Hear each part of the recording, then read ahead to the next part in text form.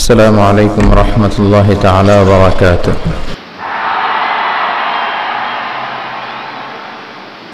বিসমিল্লাহির রহমানির রহিম। পরম করুণাময় অসীম দয়ালু আল্লাহ তাআলার নামে শুরু করছি। এই আয়াত দিয়ে আপনারা পোস্টার বানিয়েছেন। আল্লাহর নাম দিয়ে আমরা সব শুরু করতে চাই, ঠিক কি না? সব কাজের শুরুতে আল্লাহর নাম থাকলে রহমত আর বরকত আছে না নাই? বেশি না কম? সব জায়গায় বিসমিল্লাহ রাখতে রাজি আছেন তো? কোন জায়গা থেকে বিসমিল্লাহ আবার উঠাই দিবেন না তো? আল্লাহ সহিহ সমঝ দান করুক, পড়ি আমিন। আমি সূরাতুল লোকমানের একটা আয়াত তেলাওয়াত করেছি। এই লোকমানের আয়াতের আলোকে সূরা লোকমানের সংক্ষিপ্ত তাফসীর আজকে শুনবো। এই সূরাটা 21 পারায় অবস্থিত কোরআনে, 31তম সূরা। এই সূরায় আয়াত আছে 34টি, রুকু আছে 4টি। এটি মাক্কি সূরা। আমরা দ্বিতীয় রুকু থেকে কথা শুনবো, বলেন ইনশাআল্লাহ। এই তাফসীর মাহফিলগুলোকে ক্লাসের মতো মনে করবেন। কিসের মতো? তাহলে কিছু শিখে যাওয়া যাবে। তা না হলে আসলাম, স্লোগান দিলাম, হাসলাম, কাঁদলাম, কোনো লাভ হবে না। কিন্তু যদি কিছু শিখে যাওয়া যায়, জীবনটারে পরিবর্তন করে দিবে কে? আরো জোরে বলেন কে? আসুন আমরা নিয়ত করি এক আল্লাহ তাআলার সন্তুষ্টির জন্য আমরা মহাবিশ্বের মহাবিশ্বয় মহাগ্রন্থ আল কোরআন থেকে হেদায়েত নেয়ার জন্য সূরাতুল লোকমানের তাফসীর শুনবো। জোরে কোন ইনশাআল্লাহ।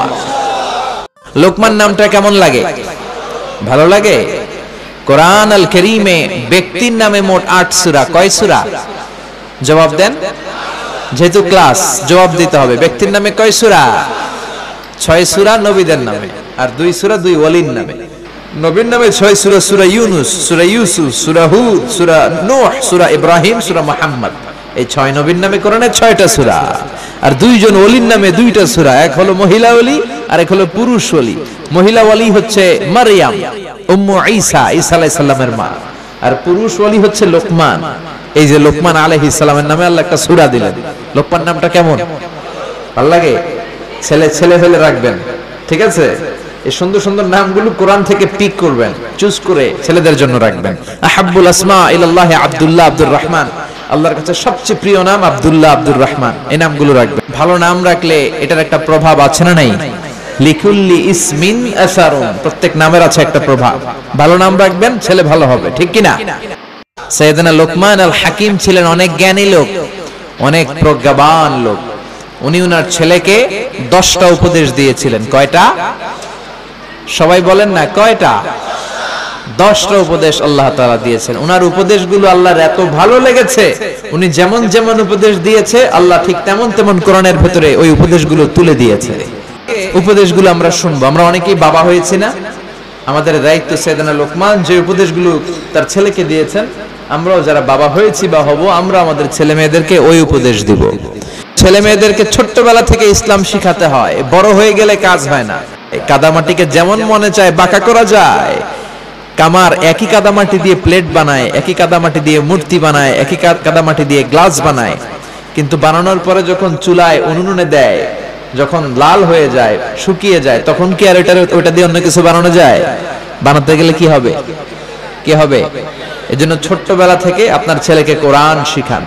ইসলাম এত সুন্দর ধর্ম। ইসলাম বলে তোমার ছেলে জন্ম নিয়েছে, তার উপর শরীয়তের কোনো হুকুম আহকাম এখনো শুরু হয় নাই, তার আমলনামা শুরু হয় নাই, কিন্তু তার কানের কাছে আজান দিয়ে তুমি তার কাছে ইসলামটাকে পৌঁছে দাও।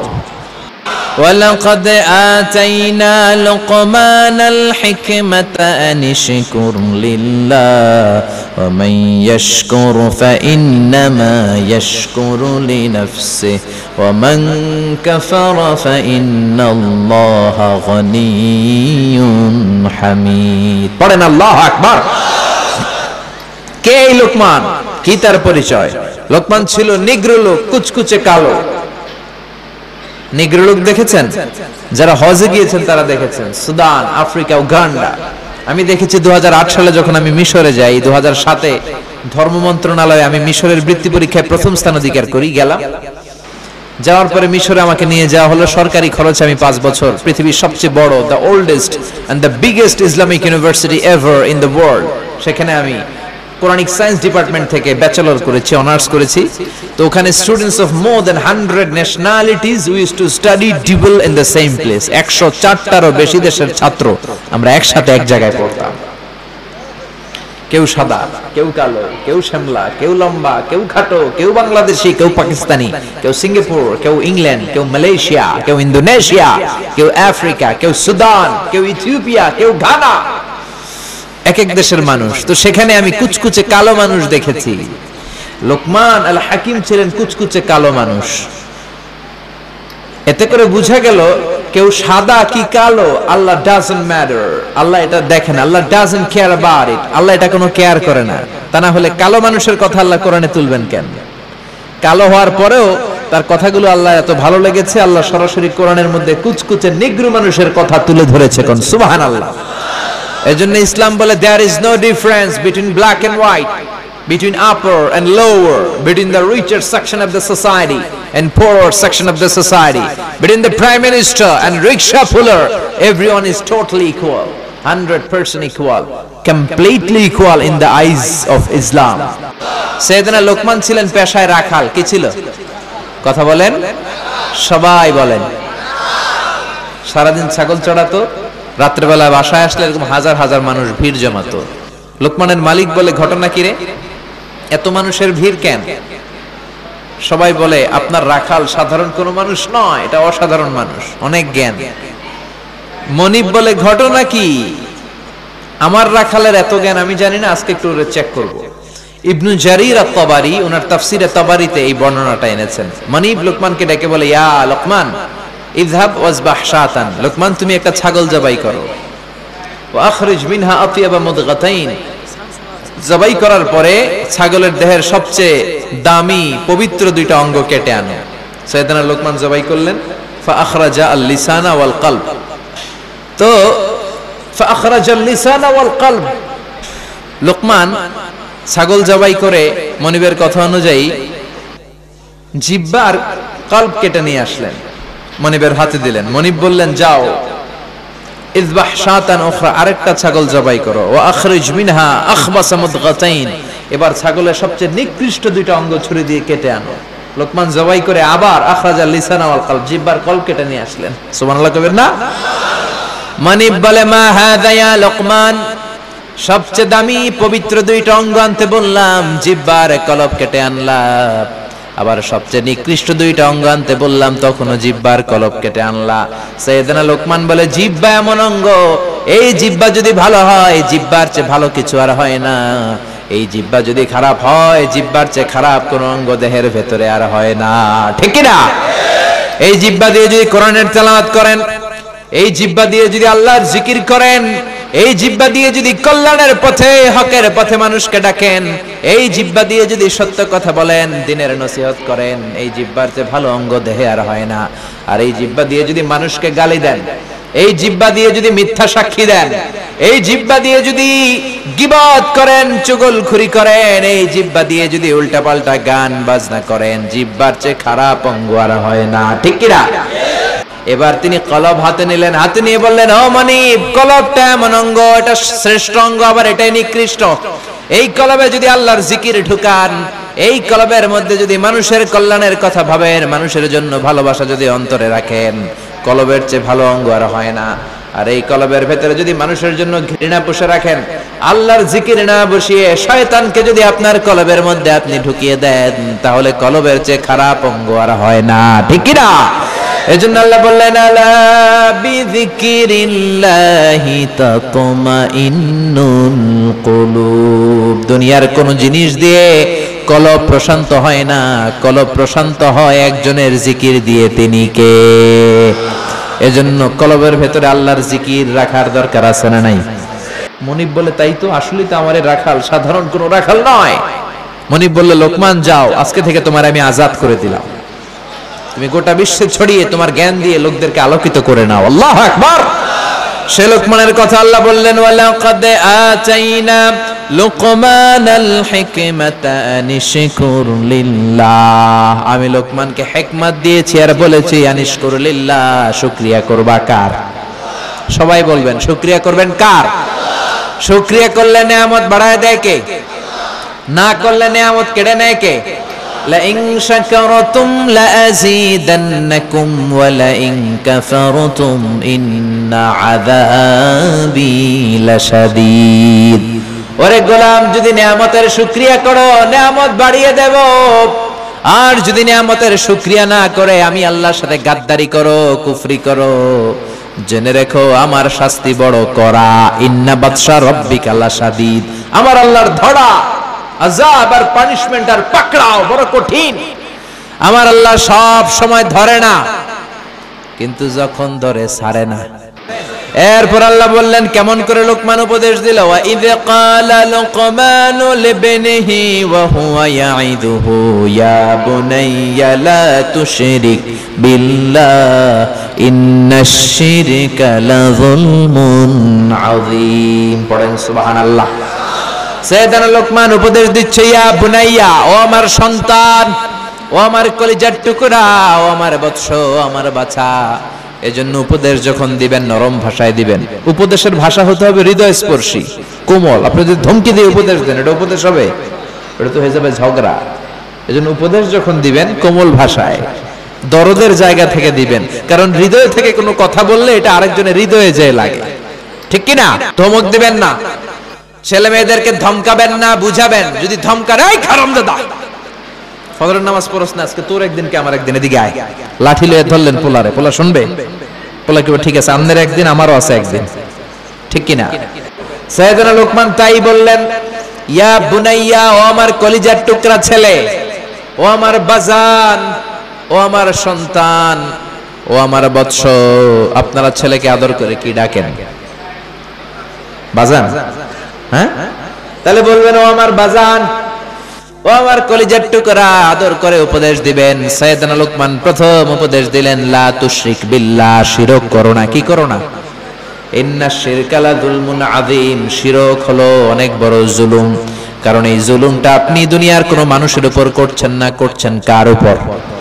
যে আল্লাহ রিজিক দিল, জীবন দিল, সব নিয়ামত দিয়ে আপনারে কৃতজ্ঞ করলো, সেই আল্লাহর উপর যদি জুলুম করেন, জুলুমটা ছোট জুলুম না বড় জুলুম? আল্লাহ বললেন, ইন্নাশ শিরকা লাযুলমুন আযীম, নিশ্চয়ই শিরক হচ্ছে বড় জুলুম, শিরক হচ্ছে অনেক ভয়ানক। এজন্য ছেলের প্রথমে শিরকের ব্যাপারে সচেতন করে দিচ্ছেন, বলছেন ছেলে শিরক করিস না। কি করিস না? এজন্য ছেলেকে সাবধান করে দিলেন, লা তুশরিক বিল্লাহি ইন্নাশ শিরকা লাযুলমুন আযীম। ও আমার ছেলে, খবরদার তুমি শিরক করো না। শিরক হলো অনেক বড় পাপ, শিরক হলো মহাপাপ, সব পাপের বাপ। জোরে কোন ঠিক কিনা? প্রথম উপদেশ কি শুনবেন? 10টা, 5টা শোনেন, 10টাই? আচ্ছা, সংক্ষেপে বলবো। 2 নাম্বার ছেলেরা বললেন, ইয়া বুনাইয়া ইন্নাহা ইন তাকুম মিসকালা হাববাতিন মিন খারদালিন ফাতাকুন ফি সাখরাতিন আও ফিস সামাওয়াতি আও ফিল আরদি ইয়াতি বিহাল্লাহ ইন্নাল্লাহা লাতীফুন খাবীর। ও আমার ছেলে, তুমি ছোট্ট কোনো ভালো করো কিংবা মন্দ করো, আরে কাজ তুমি আকাশে উঠে করো, পাহাড়ে ঢুকে করো, কিংবা জমিনের ভিতরে ঢুকে করো, কেউ দেখে না, দেখে কে? তারপরে বলল, বাবা তুমি ছোট্ট ভালো কাজ করো বা খারাপ কাজ করো, কিয়ামতের দিন ওই ছোট্ট কাজটাকে তোমার সামনে হাজির করবে কে? এজন্য ছোট্টবেলা থেকে ছেলের মাথায় আল্লাহর ভয় ঢুকায় দিবেন। কার ভয়? আরো জোরে বলেন, কার ভয়? আল্লাহ সব দেখেন, সব জানেন, সবার চোখ ফাঁকি দেয়া যায়, আল্লাহর চোখ ফাঁকি দেয়া যায় নাকি? 3 নাম্বার ছেলের উপদেশ দিচ্ছেন, ইয়া বুনাইয়া আকিমিস সালাতা ওয়া আমুর বিল মা'রুফি ওয়ানহা আনিল মুনকার। ছেলের 3 নম্বরে বলা হলো আকিমিস সালাহ, নামাজ কায়েম করো। ও বাবা, নামাজ ছাড়বি না, কেননা বিশ্বনবী বলেছেন, আউয়ালু মা ইউহাসাবু বিহিল আবদু ইয়াউমাল কিয়ামাতি আস-সালাহ। কিয়ামতের দিন সর্বপ্রথম যে হিসাব আল্লাহ চাইবেন সেটা নামাজের হিসাব, ঠিক কিনা? নামাজের হিসাব যদি সহজ হয়ে যায়, পুরো আমল নামার হিসাবকে সহজ করে দিবে কে? নামাজের হিসাবে গন্ডগোল লাগলে সব গন্ডগোল করে দিবে কে? 4 নম্বরে বললেন ভালো কাজের আদেশ দাও। 5 নম্বরে বললেন ওয়ানহা আনিল মুনকার, খারাপ কাজ থেকে নিষেধ করো। সুবহানাল্লাহ পড়েন। তার মানে বুঝালেন, বাবা তুই একা নামাজ পড়লেই হবে না, সবাইরে নিয়ে পড়বি, তোর ফ্রেন্ড সার্কেলকেও নামাজের দাওয়াত দিবি।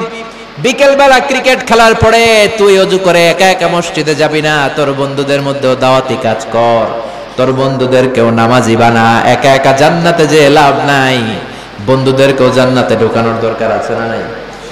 এজন্য ছেলেকে সাইয়েদনা লোকমান শিখাচ্ছেন, আমর বিল মারুফ, ভালো কাজের আদেশ দাও, ওয়ানহা আনিল মুনকার, মন্দ কাজ থেকে নিষেধ করো, অন্যায় দেখলে বাধা দাও, ঠিক কি না? তারপরে বললেন ওয়াসবির আলা মা আসাবাক, বিপদে ধৈর্য ধরো। ছেলেরা শিখাচ্ছেন, বাবা তুই যদি নামাজি হস, তুই যদি সৎ কাজের আদেশ দিস আর অন্যায় কাজের নিষেধ করিস, এই জাতীয় লোকদের উপর আযাব আর গজব আছে না নাই? কেউ যদি হকের কথা বলে, নামাজি হয়, সমাজটারে নামাজি বানাতে চায়, সমাজটারে ইসলাম দিয়ে সাজাতে চায়, বাতিলের তীর তার পিঠকে ঝাঁঝরা করে দিবে।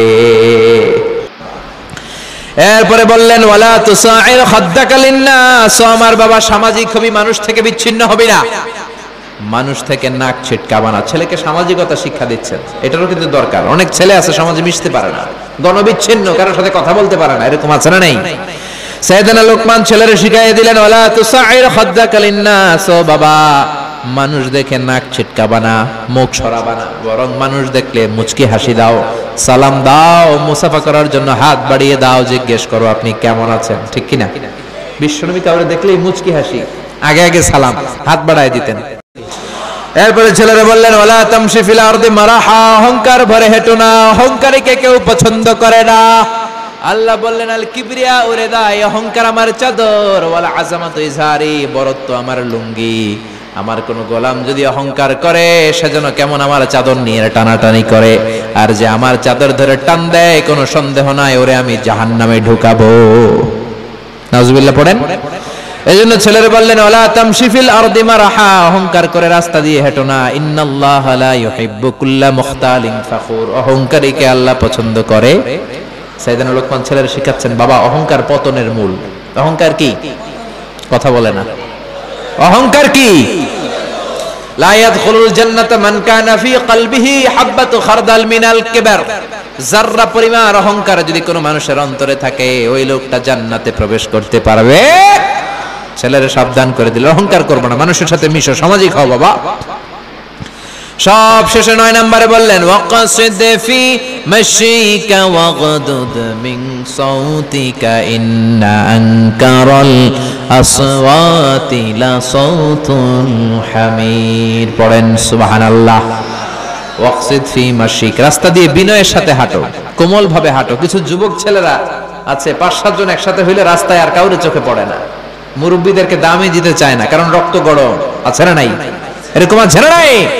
যুবক ভাইয়েরা আমার সাবধান, যাদেরকে বুড়া বলে গালি দাও, যাদের দাড়িটা পেকে গেল, তাদের দাড়িও একদিন কালো ছিল, তারাও একদিন তোমাদের মতো তাগড়া যুবক ছিল। তারা যখন রাস্তা দিয়ে দৌড় দিত সবাই তাকিয়ে থাকতো, কি সুদর্শন পুরুষ ছিল তারা। কালের বিবর্তনে, সময়ের আবর্তনে তাদেরকে বুড়া বানায় দিছে কে? তোমারও একদিন থুরথুরে বুড়া বানায় দিবে কে? এজন্য মুরব্বীদেরকে সম্মানের দরকার আছে না নাই? বাসের মধ্যে তুমি সিট পেয়েছো, 80 বছরের মুরব্বী বাজান দাঁড়িয়ে আছে, সিট ছেড়ে দাও, মুরব্বীরে বসতে দাও, তোমার জীবনটারে বরকত দিয়ে ভরে দিবে কে? এজন্য 5-7 জন যুবক একসাথে হলে রংবাজি কইরো না। রহমানের বান্দাদের বৈশিষ্ট্য হচ্ছে তারা বিনয়ের সাথে হাঁটে। ওয়া ইবাদুর রাহমানিল্লাযীনা ইয়ামশুনা আলাল আরদি হাওনাও ওয়া ইযা খাতাবাহুমুল জাহিলুনা ক্বালু সালামা। রহমানের বান্দারা যখন হাঁটে অহংকার করে হাঁটে না, বিনয়ের সাথে হাঁটে। সুবহানাল্লাহ। সর্বশেষ উপদেশ ওয়াগদুদ মিন সাউতি, কণ্ঠটারে নিচু রাখো, বড় গলায় কর্কশ গলায় চিল্লাফাল্লা করো না। যারা বড় গলায় কথা বলে এদের আওয়াজকে আল্লাহ গাধার আওয়াজের সাথে তুলনা করলেন। কার আওয়াজ? কার আওয়াজ? আমরা কি চাই আমাদের ছেলে মেয়েদের আওয়াজ গাধার আওয়াজ হোক? এজন্য কোমল ভাষায় ভদ্র একটা সফট আওয়াজ নিয়ে কথা বলবেন, বরকত দিবে কে? সাইয়েদনা লোকমান ছেলেকে 10টা উপদেশ দিলেন। আমরা যারা বাবা হয়েছি আমাদের ছেলে মেয়েদেরকেও এই উপদেশগুলো দেওয়ার দরকার আছে না নাই? এই উপদেশগুলো, এই নসিহতগুলো যদি দেই, আমাদের ছেলে মেয়েগুলোর আল্লাহর ওলি বানায় দিবে কে? নামাজি বানাবে কে? ভদ্র বানাবে কে? এজন্য উপদেশগুলো দিতে রাজি আছেন? মা বাবা যারা এসেছেন ছেলে মেয়েদেরকে এই উপদেশগুলো দিবেন। আল্লাহ তাআলা আমাদের সবাইকে কথাগুলো বুঝার ও আমল করার তৌফিক দান করুক। আমরা পড়ি আমিন।